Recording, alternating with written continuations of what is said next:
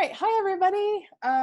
Brad, as you see, is not here this week. He is traveling, and we have a wonderful guest host. I feel like like Kelley Ripa a little bit. My name is Kelley. Great. And Megan Fogt, who's our newish head of children's. When did you start, Megan? I can't remember. I started in February, like the very end of February. So you really had like a month under your belt, and then we shut down. Yeah. Woo. Well, that is a pivot right there. Yeah. So Megan is here because we are going to talk about some children's and kiddo and teen stuff. Because Brad and I generally don't talk about those, that genre. So I'm excited to hear your recommendations, and I have a few of my own. My long career as a children's librarian, I miss it so. Yeah, do you want to start us off with something, Megan? Yeah, so I'd been really paying attention to what's on the library app, Hoopla, because that's the one that it's automatic. If we have access to it, you immediately get access to it. Yeah. And it does so many different streaming things. So it does ebooks and audiobooks. It has music and movies and television. It's really a good app. It's just an amazing app. Yeah, it's nice. And it works really well with my phone, which is that's really nice. How my kid consumes his media. Sure, that's awesome. Right. So yeah, Megan, how old is your son? Yeah, so he's 6. 6. Okay. Yeah. So you were working in that population and coming home to that population. Yeah. Yeah. So you know your stuff. Yeah. So it's lots of fun. Yeah. And they have some really, really fun stuff on there. They've just started something that they call read-alongs, which they've always had on, but they've expanded it some more. So it's very often a beginner reader or a picture book, and then it's read to you and it highlights the words as they go, which my kid really likes. That's really cool. That's great for early literacy and reading. Yeah. And I really like it because I don't have to read Pete the Cat all the time. Right. I do Pete the Cat half of the time, and he can listen to somebody else read Pete the Cat. Hoopla can do Pete the Cat half the time. Pete the Cat's great, but Pete the Cat like 6 times a day, it's a lot of Pete. It's a lot of Pete, and particularly I really like the readers. I think they've got a good sense of humor and they're fun to read. But over and over again, it's a lot, right? So that's awesome. I didn't pick any books and items titles on Hoopla, so that'll be so great. So what's the first one Hoopla title that you're interested in recommending? So the first one that I was going to recommend was just how much children's television is on there. Kelley, I can't remember. I think you're a little bit older than me, but there's a bunch of things on there that are from when I was like a kid or teen. Oh, really? Okay. So like Powerpuff Girls is on there. Awesome. And a bunch of Nickelodeon titles. They have Paw Patrol, of course. But they have some of the older Nickelodeon titles too that I remember liking even in college because it was a fun thing to watch. Sure. Oh, that's really cool. I don't think I look very often at their children's offerings. So yeah, that's great. They've got some cool stuff. The list of books, which I think I said to Megan before we started recording, is way too long for this show. It always is. I always show like my big sheet of notes, which I'm not going to do because I wrote it in a really messy way. But mine, I chose kids/teen books that I enjoyed reading as an adult, which I feel like a lot of people don't go to children's and teen titles as a grown-up, and you're missing out. There are such beautiful, wonderful, hilarious, interesting stories that kids love, obviously, but that adults love too. So, I mean, Kate DiCamillo, who I feel like can do no wrong in the world. I love her 3 Rancheros series. So it's Rainy Nightingale, Louisiana's Way Home, and then Beverly Right Now. And they are all lovely, lovely, beautiful books. Louisiana Elefante is maybe one of my top 5 characters that I've ever loved in any book ever. She is just, her name is great, and then she's so great. So Yeah. So that's my one. Okay, now go on with other Hoopla stuff. Let's see. Well, now I'm trying to remember if there's any Kate DiCamillo on there, and I'm I sure there should have is. looked, yeah, because she Um, has so many books. Flora and Ulysses is my current favorite of that one. Mm-hmm. And I always said that I should have blogged or like done Twitter as I read that book, because in like the first 3 chapters, I was like, oh my goodness, the vacuum just ate the squirrel. If this squirrel dies, I am not reading the rest of this book. And then like 30 seconds later, I was like, okay, the squirrel's fine. I guess I'm gonna keep reading this book. And then like That's awesome. It is a great book. and then 5 pages later, I'm like, oh my goodness, the squirrel can write poetry. So up and down and up and down. Yeah, that's What's happening in this book? that's a super But fun book. Yeah. I've recommended it to lots of folks. Mm-hmm. My book club has a lot of parents of kids that are about the same age, Mm-hmm. and we were all talking about we Yeah. were all recommending Flora the other day. That's fun. That's very fun. It's just a really fun one. She's great. I think there are some Kate DiCamillo on Hoopla, but I can't remember which. Mercy Watson is definitely on there. She's great. Which is just a lovely set of stories for early readers as first chapter books that about this pig that lives with her loving family, and she really loves buttered toast, and her family is always so proud of her for doing things that are basically being a pig. So they're like she's going to save us, and actually she's just looking for some buttered toast. Right, and she's just doing her pig thing. Right, so she's no hero, but she is. She's super fun, and the characters are really fun. I always feel like Kate DiCamillo would be a really fun person to be friends with, because her mind is just so, like, I feel like it must be very delightful, and she's so quirky, and so I feel like she'd be a good friend. Another book that I loved, and I was on the Odyssey. I don't know if you know the Odyssey committee. It's the committee that chooses. It's the ALA committee that chooses the best audiobook, and I got to do that in 2017, and it was, oh my gosh, a ton of work and so many hours of listening. Like on average, like there was like 50 hours a week. It was a lot. But anyway, so I listened to so many really good books, and one of them is The Cat Who Came In Off the Roof, which was originally published in 1970, so it's old. But the author is Annie M.G. Schmidt, and it's just a fun, like, mystery story about a reporter and a cat named Manu, and it's just great fun. I love listening to it as a grown-up. I was like, this is such a fun little, and the audio is just so good, and we own it at our library, so that's awesome. Oh, that's awesome. Yeah. So what other stuffs do you see on Hoopla? I'm trying to think of, like, what's an audiobook that matches up?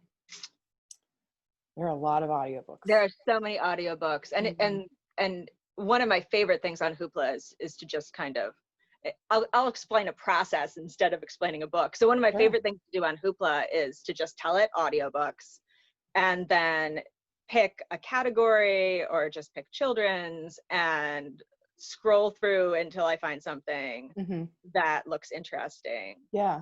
Which never takes me very long.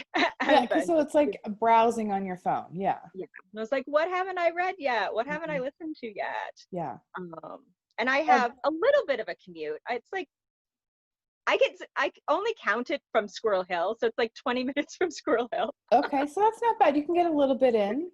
But it's not bad. And I can get a lot of stuff in Sure. that way. And I've been listening to a lot. So now, do you find yourself torn? I mean, as a children's librarian, and of course, as a parent of a little one, torn between adult stuff and kids stuff? And you have to kind of, I feel like sometimes that makes you feel like you have to read double the amount of stuff. Yeah. I mean, I don't like, I'm a children's librarian because I really like reading children's and teen stuff. Yeah. So I don't read a lot of adult books. I always say that the good thing about my book club is that they pick adult books periodically, and then it reminds me that grown-up books exist. Right, and that you're like, oh, these are good too. Like, yeah, they're like, oh, what are you reading? And I'm always like, this new YA novel. Right. Which, I mean, adults love YA stuff. I mean, I mean, Yeah. Twilight was a YA book, or is a YA book. Yeah, so that I feel like they're easy. Like, I think adults are easy to get into those, but even younger, I feel like they just don't really think of it. But yeah, there's some great audiobooks on. And then again, it just plays right through the app on your phone. So you just like Bluetooth it in the car. So great. Yeah. What else? What else? Oh, have you read With the Fire on High? No, and I don't even know of it. I'm writing it down. So I might be telling the title slightly off. We might Okay. have to update the title if I'm wrong. I'm a librarian. I can find it. It is the second book from the slam poet that wrote. Oh, is it the Poet X? Yes, the Poet X. Elizabeth Acevedo. Yes. Oh my gosh, I didn't know there was a new one of hers. Mm-hmm. And the audiobook for both of those is amazing. They're both read by her. Yeah. So you get a slam poet reading these books. I listened. Are amazing. I listened to the Poet X just maybe like a year ago, and it was phenomenal. One of the best audiobooks I ever read, and then just one of the best books. And yeah, that's great. Thank you for that little tip. I'm going to have to get that right away. Yeah. It was lots of fun. I think I cleaned most of my house while listening to that. Nice. One. I know, it's so good to listen to. I often put away my clothes, like laundry, when I'm listening to a book or a podcast. Yeah. This is another one. This goes way back. It's Rebecca. Is it Rebecca Stead or Rebecca Steed? Oh, I don't know how to pronounce it, but yes. Yeah. Which one of her? When You Reach Me. So that's what won the Newbery. I think I wrote back in 2015, which is forever ago. But we read that in our book club, our adult book club, all grown-ups. And we don't normally read non-grown-up books. And I thought, let's throw this into the mix. And it was one of our very best conversations. And it's a really good kind of like mystery twist book with so much heart. And it's really, I guess, like it would get into my top 50 books that I've ever read. And again, it's a kid's book, maybe like elementary, late elementary, early junior high. Great book. You've read it, I'm guessing? Yeah. Yeah, I loved it. It's actually one of my favorite book talks for adults because all I really need to say to an adult is, did you like Wrinkle in Time? Yeah, right. And there you have it. And if they did, you're just like, great, you need to read this book. And it's like 70s New York, or is it 80s New York City? Good question. I think it's one of those, which both are great. So either one, you're gonna win. Yeah, that's a great book talk for that. Yeah, Wrinkle in Time. Yeah. All right. So what else on your end? I'll give you the one grown-up title that I'm doing right now. Okay. Although it's another, I have really got to work on figuring out titles better. Starless Sea, The Starless Sea. Yes, The Starless Sea. So I've listened to this one. Okay. I loved the Night Circus. Right, I was gonna say that's the gal who wrote that. Mm-hmm. Yeah. And so, which I read because of book club. Yeah. And the next one's just lots of fun. And it has there's so many library references. So it's we love that. Is that one on your own, or was that a book club title, or you're just that one's on my own, but particularly because I really liked the Night Circus. Yeah. I've always liked Ray Bradbury, and I feel like this author is Ray Bradbury if he wrote more female characters. Nice. That's a great review for that. Yeah. I saw that the book, it's a pretty long book. Yeah, so the audio is probably pretty significant. The audiobook is long. I'm gonna have to order it again because I ran out of time. Ran out of time, right? Yeah, that's awesome. Yeah, people are loving that one. Yeah. One more that I loved the audiobook of is I think this is an Odyssey Honor book from 2015. And when I got on the committee, I thought I better listen to some of the winners, because I thought, what's a good audiobook? I really didn't know. And this is The Scandalous Sisterhood of Prickwillow Place.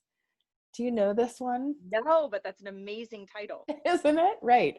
It's by Julie Berry, and it is, I think it's about 5 friends who would go to St. Etheldreda's School for Girls, and it's another mystery. I guess I love mysteries. Who knew?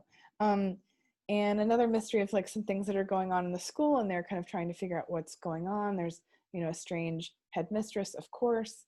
And it was great fun. I mean, I laughed out loud with the audiobook. It was really fun. Like and I feel like that's such a great summer read too, like a fun mystery that is a little bit gothic, but for like junior high, so it's not really scary. Yeah, it was fun. Scandalous Sisterhood of Prickwillow Place. I mean, really great title. So good. Yeah. Okay, what else on Hoopla? So let's see. Also on Hoopla, so there's a bunch of Disney things on Hoopla. Awesome.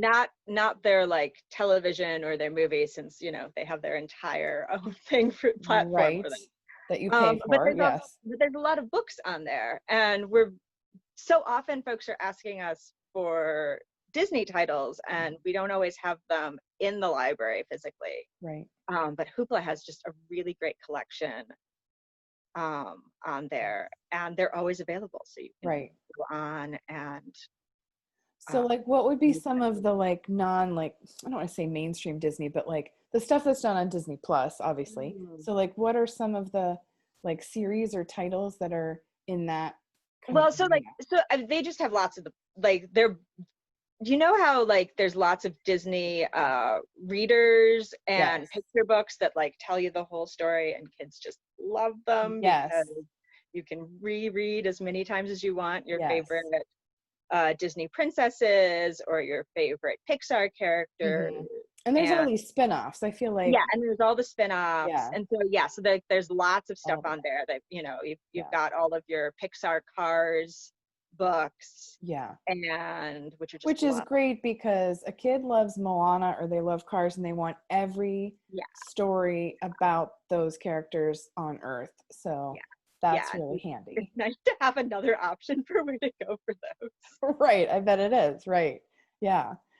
The last one, I can't believe I almost got through my whole list, but the last one that I'd recommend is another audiobook. And this was I couldn't go without choosing our choice for the year I was on Odyssey. And it's called Anna and the Swallow Man. And it's by Gabrielle Savit, and it's read by Alan Cordner, who I didn't know any narrators when I started that committee, and now I know a lot, but it's a great Holocaust book, so like a World War II, a little bit like Anne Frank, but I also feel like it's a lot like The Book Thief, which I know is a huge popular book, so I feel like lovers of that book, another book that's I think a lot of adults loved. But yeah, this one is really moving and beautiful, and again, read the audio. I just highly recommend I think we own the audiobook at CS at our library in Sharpsburg, so that's there. But it's good. Yeah, and that was our winner. It was a hard pick, and we had a lot of honor books. But yeah, it was a hard pick. Yeah. It's always nice when you have a lot of honors, that it's a really great year. Exactly, right. It was, and oh my gosh, you go, I didn't know how these committees work, but you go to, ALA, and then you sit in a room with your committee for like 14, 18 hours at a time, talking about your choices and defending them. And it's difficult. So, okay. So anything final on Hoopla? I can't remember if it's on Hoopla, but I'm gonna pitch Codename Verity, which is a really great YA title. Yeah. It's another good kind of Holocaust book. Yeah. My former library was in Squirrel Hill, so we were always looking for interesting Holocaust books. Sure. But Codename Verity is amazing. The main character is a spy who's been captured in France, and she is trying to not give away any of the information that she has so that the mission can go on even though she's been captured. And it is amazing. The entire first half is the story that she gave to the Nazis in France. Okay. And then the second half is what actually was going on. I love it. And it's just amazing to see how those two pieces go. Yeah. It is also heartbreaking because it is a Holocaust book, which means not everybody makes it. But it shares such interesting stuff. And the same author has written quite a few that all do World War II. Mm-hmm. And she does such a really nice job of sharing so many things that I feel like maybe lots of us don't know about that went on. She has one that highlights the female pilots that were able to fly reconnaissance missions, as well as the Russian female pilots that actually flew like active stuff. And they had planes that were worse than everybody else, and they didn't really have a lot of firepower behind them. And so that was a scary role. You know, so like it's scary, and they were amazing at it. Yeah. The Germans called them the night witches in German. Because awesome. Have you heard this? No. Because they would cut their engines and glide. And so they were really, really, really hard to hear. Sure. And so they could take out the German planes or evade the German planes by turning off their engines and gliding and coasting to what they needed to do. Which had to be incredibly dangerous. I mean, probably highly skilled. Yeah. And I love like those kinds of things. Like if you're a person who's really interested in World War II or the Civil War or something, finding an author who's really explored like some of those stories that you've never heard of. I've never heard that. My Codename Verity is on my radar, but I haven't read it yet, so I feel like I need to do that ASAP. But now I'm interested in checking out these other titles that she's written. That's the Night Witches. I'm very intrigued. Yeah, there's a couple different children's and YA books that cover that topic. Okay. And it's just this kind of fascinating moment in history. I never thought I liked historical fiction, and then one of my colleagues started rattling off all of these historical fictions, and I was like, well, I like that one. And I like that one. I guess you do. It's like, oh no, I do actually like historical fiction. Yeah. I've thought that same thing about mysteries. Yeah, like I didn't think I was like, oh, I don't know. Because I think I always put them in like the cozy mystery category, and there's just they're all so different. So I really like mysteries, I guess. Yeah. Well, this was so fun. You should definitely come back because I love talking children's and teens. And I think Brad generally does not read, any of those books. So we almost never talk about those. But this would be fun. Maybe we can have Melanie on too. Oh yeah, let's do that. That would be great. She's so much YA. Yeah, she's like the teen book like czar at our library.